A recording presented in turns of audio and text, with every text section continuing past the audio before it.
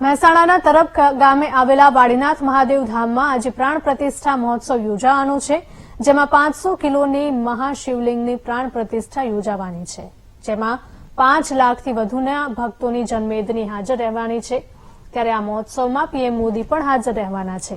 ત્યારે તેમના આગમનને લઈને પૂરજોશમાં તૈયારીઓ ચાલી રહી છે અને આખરી ઓપ અપાઈ રહ્યો છે। આ જનમેદની વચ્ચે પ્રધાનમંત્રી નરેન્દ્ર મોદીનું વિશેષ સન્માન કરવામાં આવશે। આ મહોત્સવમાં વાડીનાથ મહાદેવનું મહાશિવલિંગ અને મંદિર પર સુવર્ણ શિખરની પ્રાણ પ્રતિષ્ઠા યોજાશે।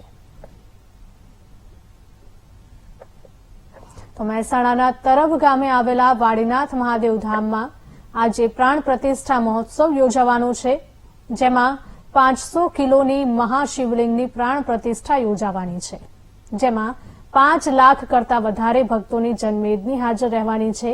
ત્યારે આ મહોત્સવમાં પીએમ મોદી પણ હાજર રહેવાના છે।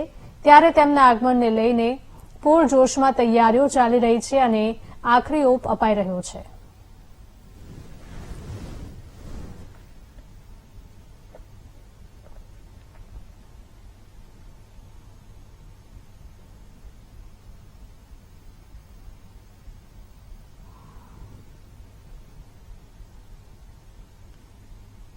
પૂજ્ય મહંત શ્રી બલદેવગીરીજી મહારાજ જેઓ 12 વર્ષની ઉંમરે અહીંયા ગાદી પર વિરાજમાન થયા અને 88 વર્ષ સુધી આ ગાદી ઉપર મહંત તરીકે ફરજ બજાવીને 2021ની અંદર બ્રહ્મલીન થયા અને એમનો જ વિચાર હતો એક સરસ મજાનું શિવધામ અહીંયા બને, પણ એની ગરિમા જળવાઈ રહે કે જે આપણું જ્યોતિર્લિંગ સોમનાથ છે એ સોમનાથ જ્યોતિર્લિંગની ગરિમા જળવાઈ રહે અને એના હાઇટથી થોડું હાઇટમાં નીચો હોવો જોઈએ અને જ્યોતિર્લિંગ છે એટલા માટે એટલે એવા વિચાર કરીને જ્યારે સેવકો સમક્ષ રજૂ કર્યો અને 2011ની અંદર આનો શિલાન્યાસ પૂજન કરવામાં આવ્યું અને 14 વર્ષ સુધી આ મંદિરનું કામ ચાલ્યું છે।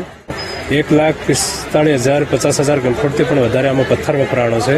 અલગ અલગ રાજ્યોના કારીગરોમાં કામ કરી રહ્યા હતા, એ રાજસ્થાન હોય, ઓરિસ્સા હોય, બંગાળ હોય, અલગ અલગ રાજ્યના કારીગરોમાં કામ કર્યું છે।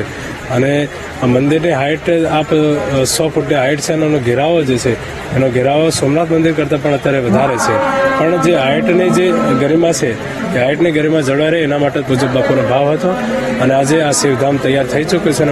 આ જગ્યા તો હવે વર્ષોથી આપણે અહીંયા, કારણ કે જે વાણીનાથ ભગવાનનું જે જૂનું મંદિર છે ને એ મૂર્તિ રૂપે છે, સ્વયંભૂ છે અને મૂર્તિ રૂપે છે, સ્વયંભૂ જમીનમાંથી પ્રગટ થયેલા છે।